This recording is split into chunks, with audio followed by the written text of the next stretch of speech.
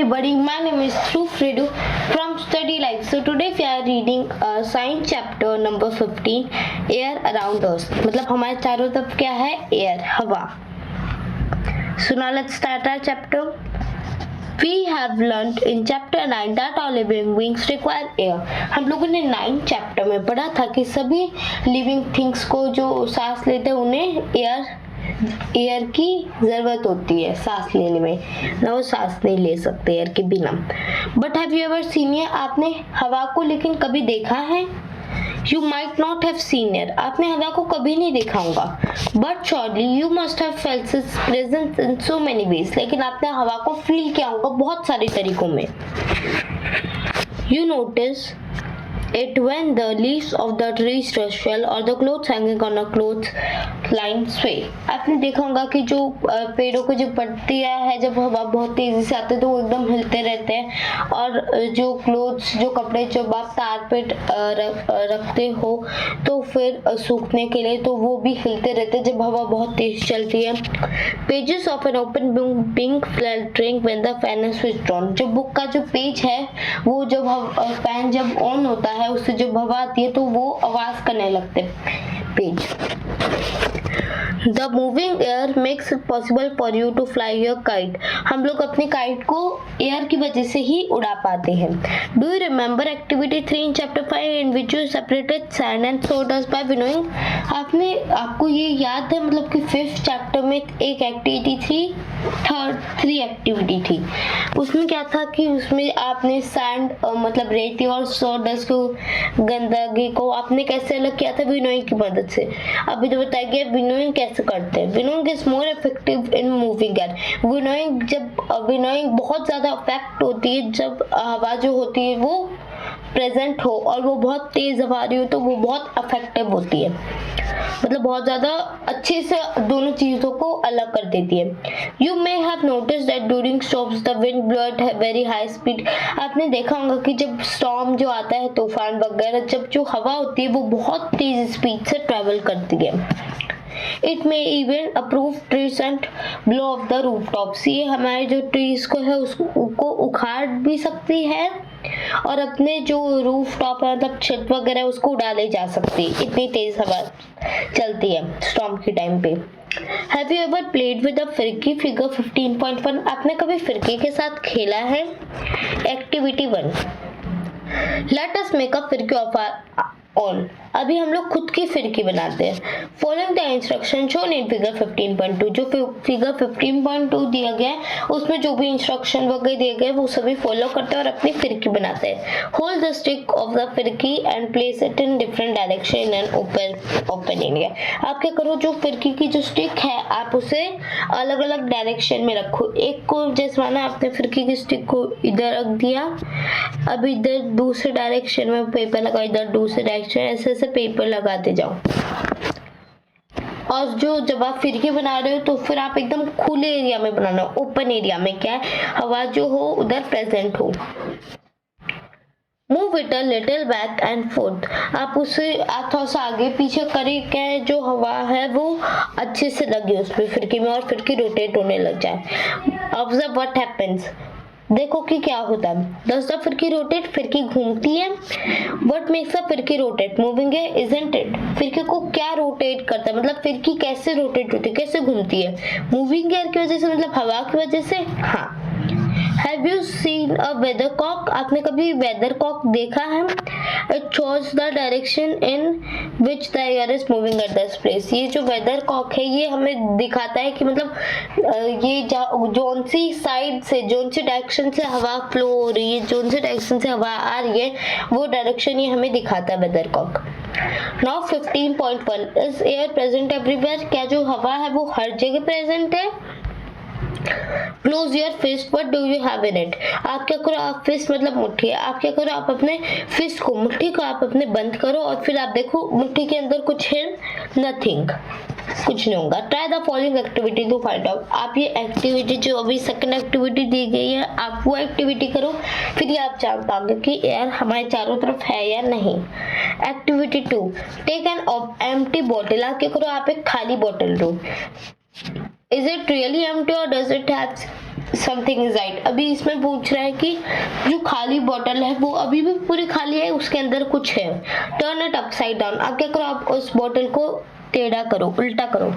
Is something inside it now. अब bottle के अंदर कुछ है अभी। Now next it is given that now dip the open mouth of the bottle. अब क्या करो, आप जो दूसरा जो माउथ है, मतलब उस बॉटल की जो कैप है, उसमें आप एक बकेट में डालो उसको, जिसके अंदर पूरा वाटर हो, जैसा कि फिगर 15.4 में दिखाया गया है। Observe the bottle. भी बॉटल को ध्यान से देखो। Does the water enter the bottle. क्या वो बॉटल के अंदर पानी जाता है? नहीं। Now till the bottle slightly. अब क्या करो, ये जो बॉटल दिख रही है, आप बॉटल को ऐसे थोड़ा सा देखो। ऐसे पहले हमने डाली थी बॉटल के अंदर, कुछ नहीं जाता वाटर। अब आप बॉटल को थोड़ा सा टेढ़ा करो। फिर टेढ़ा करने के बाद क्या होता है, does the water now enter the bottle. Do you see bubbles coming out of the bottle और हियर एनी बबली साउंड। और फिर जैसे आपने बॉटल को टेढ़ा किया, बॉटल पानी के अंदर जाता है। हाँ, और अभी इधर बताया गया बॉटल पानी के अंदर ऐसे जाता है क्योंकि जब आप टेढ़ा करते हो तो फिर उसमें से वाटर बबल्स निकलते हैं और आपको कोई भी बबली साउंड, मतलब वाटर बबल्स की साउंड आपको आई होंगी। Can you guess what was in the bottle. अब आप गैस कर सकते हो, क्या आप सोच सकते हो कि बॉटल के अंदर जब क्या था? Yes, you are right, it is air. हाँ, आप सही थे, वो एयर ही थी। That was present in the bottle. Air ही थी जो वो उस बॉटल के अंदर प्रेजेंट थी। The bottle was not empty at all. जो बॉटल थी वो पूरी खाली नहीं थी पहले। In fact, it was filled completely with air when you even turned it upside down. जब आपने बॉटल को टेढ़ा किया, जब भी वो बॉटल पूरी तरीके से हवा से भरी हुई थी। That is why you notice when it is pushed. That is why you notice that water doesn't enter the bottle when you push in an inverted position, as there was no space for air to escape. अभी तो बताया गया, इसलिए जो bottle थी वो टेढ़े करने के बाद भी वाटर उसके अंदर नहीं जा रहा था क्योंकि वो पूरी हवा से भरी हुई थी। और जब हमने बॉटल को थोड़ा सा टेढ़ा किया तो उसके जो बबल्स थे, वो एयर जो थी वो बबल्स के साउंड में निकली। और जब वो वाटर के अंदर थी बॉटल, तो फिर उसके पास कोई भी जगह नहीं थी बाहर निकलने के लिए, इसलिए बॉटल को टेढ़ा किया। जब वो हवा थोड़ी सी बाहर निकले, वो बबल्स के फॉर्म में वो बाहर निकली। When the bottle was tilted, the air was able to come out in the form of bubbles and water filled up the empty space that air has occupied. जब हम लोगों ने बॉटल को टेढ़ा किया था तो फिर जो एयर थी, एयर कैसे बाहर निकली थी? बबल्स के फॉर्म में बाहर निकली थी। और जितना जो पहले के टाइम में जितना भी स्पेस एयर ने लिया था, अब उतना स्पेस फिर बाद में वाटर ने ले लिया था। This activity shows that air occupies space. ये एक्टिविटी दर्शाती है कि जो एयर है, हवा है, वो भी अपनी जगह लेती है। It fills all the space in bottle. Bottle के अंदर पूरी तरीके से पूरी बॉटल हवा से भरी हुई थी। It is present everywhere around us. जो हवा है वो हमारे चारों तरफ है। Air has no color and one can see through it. It is transparent. Bottle जो एयर है, हवा है, वो कोई कलर की नहीं होती। हवा चारों तरफ होती है और कोई बॉटल एयर की तरफ से देख सकता है। जैसे मानो इधर एयर है और इधर मैंने कुछ रख रखा है, तो आप इधर से देख सकते हैं ना वो चीज क्या है, क्योंकि एयर जो होती है कैसे होती है? ट्रांसपेरेंट होती है। Our Earth is surrounded by a thin layer of air. अब हमारी जो अर्थ है, पृथ्वी है, हमारी जो पृथ्वी है वो एक पतली सी परत है एयर की, उसमें जिसके चारों तरफ है, मतलब एयर की एक पतली सी परत है जो हमारे पृथ्वी के चारों तरफ है। This extend up to many kilometers above the surface of the earth and is called atmosphere. ये जो लेयर है, मतलब परत है, ये बहुत किलोमीटर तक फैली हुई है और इस परत का नाम है atmosphere. As we move high in the atmosphere the air gets rare. जैसे कि हम लोग ऊपर जाते जाते हैं तो फिर जो एयर होती है वो रेयरर होने लग जाती है, मतलब कम होने लग जाती है। Now can you think mountaineers carry oxygen cylinders with them while climbing our mountains? इसलिए जो माउंटेनियर जो होते हैं, माउंटेनियर्स मतलब वो जो माउंटेन पे चढ़ते हैं, जब वो माउंटेन पे चढ़ता है, माउंटेन होते हैं ऊपर, मतलब बहुत ऊपर होते हैं माउंटेन, तो जब वो चढ़ते हैं वो अपने साथ ऑक्सीजन सिलेंडर इसलिए लेके जाते हैं क्योंकि हवा बहुत कम होती है और अगर हवा ऊपर जाते ही फिनिश हो गई तो वो क्या करेंगे, इसलिए वो ऑक्सीजन सिलेंडर से ऑक्सीजन उनको मिलता रहता है। जैसा कि आप ये फिगर 15.5 में भी देख सकते हैं। इसके पीछे ऑक्सीजन सिलेंडर लगा गया और ऑक्सीजन सिलेंडर का मार्जिन से वो जो ऑक्सीजन है वो ट्रांसपोर्ट हो रहा है उधर तक। What is air made up of? अभी 15.2 में दिया गया एयर जो है वो किस चीज की बनी होती है। Until the 18th century, the people thought that air was just a substance. जब 18th century आई थी, मतलब 1800 ईयर में क्या हुआ था, 1800 ईयर तक लोग सोच रहे थे कि एयर जो है वो एक चीज है। Experiments have proved that it is really not so. जो एक्सपेरिमेंट्स हो गए हुए उस समय पता चला कि एयर कोई चीज नहीं है। Air is a mixture of many gases. Air जो है वो एक मिक्सचर है। मिक्सचर मतलब एयर में बहुत सारी गैसेस मिक्स है। What kind of a mixture is it? जो एयर है वो किस तरह का मिक्सचर है। Let us find out about some of the major components of a mixture one by one. अभी हम लोग एयर के जो भी बहुत सारे अलग अलग तरह के जो मिक्सचर है, अलग अलग तरह के कंपोनेंट्स है एयर में, अभी हम वन बाय वन एक के बाद एक ऐसे जानेंगे। अब जो फर्स्ट कंपोनेंट आता है वो है वाटर वेपर। वाटर वेपर मतलब क्या होता है, भाप। We have learnt earlier that air contains water vapor. हमने पहले पढ़ा था कि जो एयर होती है, एयर के अंदर भाप प्रेजेंट होता है। We also saw that when air comes in contact with the cool surface, it condenses and drops of water appear on the cool surface. हम लोगों ने ये भी देखा था कि जब एयर जो होती है, जब वो cool surface मतलब ठंडी जैसा एयर आता है, तो फिर जो भाप होता है, भाप वाटर की जो ड्रॉप्स होते हैं ना, वाटर के ड्रॉप्स, वाटर की बूंदे, वो वापस बन जाता है भाप जब कोई कूल सरफेस रखा जाए उसके ऊपर। The presence of water vapor in air is important for water cycle in nature.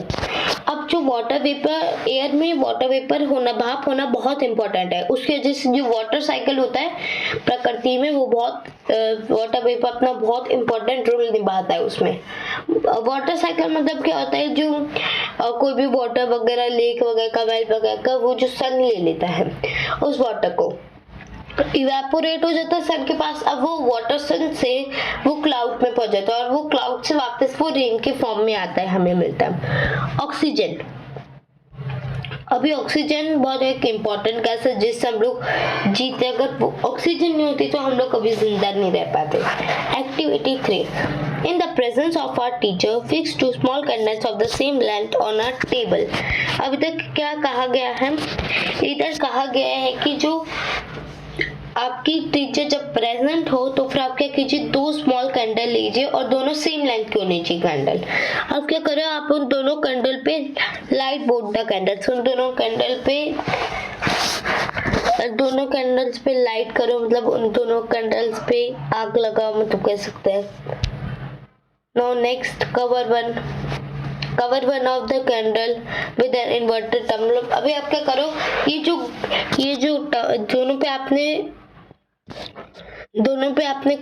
दोनों जो कैंडल आपने दोनों सेम लेंथ के किए और फिर दोनों पे आग लगाई। फिर उसके बाद क्या करो, जो कैंडल है उस पे आप ग्लास डालो। अब उसके बाद क्या करो, observe both the candles carefully. आप दोनों कैंडल्स को ध्यान से देखो। Do both the candles continue to burn or go off? You must have observed that the candle covered with glass got extinguished with some time whereas the other candle continued burning. What can be the reason for this thinking? It seems that the candle got extinguished because the component of the glass tumbler inside which supports burning is limited. अब इधर क्या कहा गया, इधर ये कहा गया है कि इधर कहा गया था कि आप दोनों कैंडल्स को ध्यान से देखो। फिर उसके बाद क्या किया कि दोनों में से जो एक कैंडल्स थी वो थोड़े समय के बाद बंद हो गई, जिसके अंदर हम लोग ने ग्लास रखा था वो बंद हो गई। फिर इधर पूछा गया था कि क्या रीजन हो सकता है कि वो बंद हो गई। फिर उस बाद अभी उसका रीजन सोचो। फिर उसका रीजन ये है कि जो ग्लास है, ग्लास के अंदर जितनी भी हमें लगती है, ग्लास के अंदर जितनी भी जो एयर थी वो लिमिटेड थी, और जैसे वो पूरी एयर फिनिश हुई, मतलब कि एयर में जितना भी ऑक्सीजन फिनिश हुआ उसके अंदर अभी भी एयर बाकी थी, लेकिन वो ऑक्सीजन के फॉर्म में नहीं थी, वो और अलग अलग हार्मफुल गैसेस थी। जैसे जो ऑक्सीजन फिनिश हो गई जब ये बंद हो गई। तो ये एक्टिविटी हमें क्या दर्शाती है Most of the cantonment is used by the burning candles. However, the other candle is getting continuous supply of air. This component of air which support burning is known as oxygen. इधर क्या कहा गया है, जो oxygen होते हैं, oxygen की वजह से जो कैंडल थी वो जल पाती है। अब जो अभी इधर बताया गया है, देखो जिसमें ग्लास टम्बलर रखा था वो तो बंद हो गई, लेकिन अभी जिसमें ग्लास नहीं रखा था वो अभी भी चल रही है। वो इसलिए चल रही है क्योंकि जो दूसरी वाली है कैंडल, उसे अभी भी ऑक्सीजन का सप्लाई मिल रहा है। अब ये जो कंपोनेंट है एयर का जो बर्निंग में हेल्प करता है, वो उसे क्या कहते हैं, उसे हम ऑक्सीजन कहते हैं। Now next one is nitrogen. In activity 3 did you observe that air is still present in the glass even after the candle blew out? आपने देखा कि एक्टिविटी 3 में कि जो एयर थी, एयर ग्लास के अंदर भी प्रेजेंट थी जबकि कैंडल बंद हो गई। This indicates that the presence of some component in the air which do not support burning. ये बताया गया उस ग्लास के अंदर ऑक्सीजन फिनिश हो गई, वैसे वो बंद हो गई, लेकिन अभी भी उस ग्लास के अंदर और भी अलग अलग गैसेस थी, और जो अलग अलग कंपोनेंट जो गैसेस बर्निंग को जलने में सपोर्ट नहीं करते, मदद नहीं करते, उससे क्या कहते हैं, the major part of air which does not support burning candle is nitrogen. वो एयर का बहुत इंपॉर्टेंट पार्ट जो जलने में मदद नहीं करता, जैसे कि कैंडल को जलने में मदद नहीं किया, उससे क्या कहते हैं, उसे हम नाइट्रोजन कहते हैं, ना carbon dioxide. In a closed room, if there is some material that is burning, अब आप क्या करो, मतलब कि आप पूरा एकदम क्लोज रूम लो, पूरा बंद कमरा, तो उसमें क्या करो, आपको एक बर्निंग एक चीज रख दो, तो ऐसी कोई चीज रख दो जो जल रही हो अभी भी।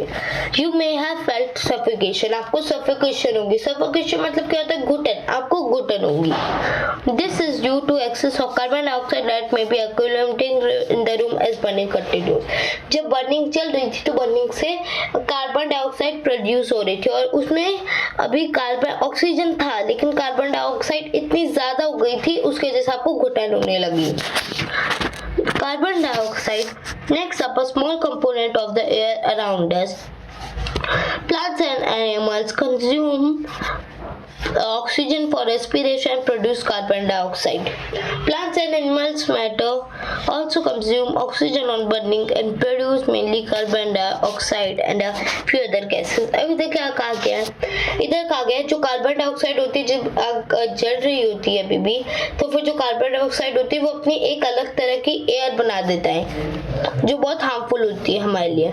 अब जो प्लांट्स और एनिमल्स होते हैं वो ऑक्सीजन लेते हैं रेस्पिरेशन मतलब के लिए, जब हवा लेने के लिए, जब वो सांस लेते हैं तो वो ऑक्सीजन लेते हैं और कार्बन डाइऑक्साइड छोड़ते हैं। बहुत सारे बच्चों को ये डाउट होगा कि जो जो प्लांट्स है वो कार्बन डाइऑक्साइड लेते हैं और ऑक्सीजन छोड़ते हैं। ये जो है ना, वो सांस लेने के वक्त ऐसा नहीं करते, वो जो फोटोसिंथेसिस की प्रोसेस होती है, जब वो खाना बनाते हैं, जब वो ऐसा करते हैं, मतलब जब वो फोटोसिंथेसिस की प्रोसेस चालू होती है, जब वो खाना बनाते हैं, जब वो कार्बन डाइऑक्साइड लेते हैं और ऑक्सीजन छोड़ते हैं, और जब वो खाना बनाने के प्रोसेस में जो ऑक्सीजन छोड़ते हैं, वो जितना वो ऑक्सीजन लेते हैं उससे भी ज्यादा वो छोड़ते हैं। अब जो प्लांट और एनिमल होते हैं, अगर हम प्लांट और एनिमल को भी जलाए, उनसे भी कार्बन डाइऑक्साइड और भी बहुत से अलग अलग गैसेस प्रोड्यूस होंगी। It is advisable not to burn leaves and discarded remains of the crop which pollute our surrounding. इसलिए कहते हैं मतलब कि जो भी ड्राई सूखी पत्तियां वगैरह होती है और जो भी क्रॉप में फसल में जो भी खराब सामान होता है जिसका यूज नहीं होता, उसको जलाए मत करो। और ज्यादातर लोग इसलिए जलाते कि उनका फटाफट फिनिश हो जाए वो, और उसको जला के हम लोग उसे अंदर डाल मतलब जमीन के अंदर भी डाल सकते हैं, लेकिन उसमें टाइम ज्यादा लगता है, और वो जलाते तो उससे क्या होता है, पॉल्यूशन होती है। Now dust and smoke. The burning of fuel also produces smoke. अब जब हम लोग फ्यूल को जलाते हैं, जब भी क्या प्रोड्यूस होता है, जब हम फ्यूल को जलाते हैं तब स्मोक होती है। स्मोक क्या होता है? स्मोक मतलब धुआं प्रोड्यूस होता है। Smoke contains a few gases and fine dust particle and is often harmful. अब जो स्मोक होता है, स्मोक में क्या होता है? स्मोक में बहुत सारी अलग अलग धुएं में बहुत सारी अलग अलग गैसेस होती है और बहुत सारी अलग अलग डस्ट धुएं के पार्टिकल्स होते हैं जो बहुत हमारे लिए बहुत खतरनाक होते हैं। That is why you see long chimneys in factories. इसलिए आप देखते हैं जो फैक्ट्रीज में बहुत लंबी लंबी चिमनीज होती है। आपको कभी क्वेश्चन आएगा माइंड में कि फैक्ट्रीज में इतनी लंबी चिमनीज क्यों लगाई जाती है, छोटी चिमनीज क्यों लगाई नहीं जाती? This takes harmful smoke and gases away from our noses but brings it closer to the birds flying up in the sky. ये सब इसलिए लगाया जाता है कि लॉन्ग चिमनी से इसलिए लगाया जाता है क्योंकि देखो हम लोग कभी स्मॉल हाइट के चिमनीज लगाएंगे तो फिर वो अपने नोज तक भी आ सकते हैं, वो डस्ट वगैरह स्मोक वगैरह। इसलिए क्या करते हैं, इसलिए हम लोग लॉन्ग चिमनीज तक करवाते हैं, इसलिए लगवाते हैं क्योंकि हमारे जो नोज तक वो जो पहुंचता है, हमारे नोज तक जब वो धुआं पहुंचता है, क्या हमारे नोज तक वो हार्मफुल गैसेस ना पहुंचे, इसलिए वो लॉन्ग चिमनीज लगाते हैं। लेकिन वो लॉन्ग चिमनीज लगा के वो एक और घाटा करता है क्योंकि जो बर्ड्स होते हैं वो हमारे लिए तो बहुत दूर हो जाता है, लेकिन बर्ड्स जो हवा में उड़ती है तो उनके लिए ये धुआं और क्लोज हो जाता है। Dust particles are always present in air. अब जो डस्ट के धुएं के जो पार्टिकल्स है वो हमेशा एयर में प्रेजेंट होते हैं। So till here is the part 1. So thank you so much for watching this video. Please like, share and subscribe our channel. Thanks for watching. Bye bye.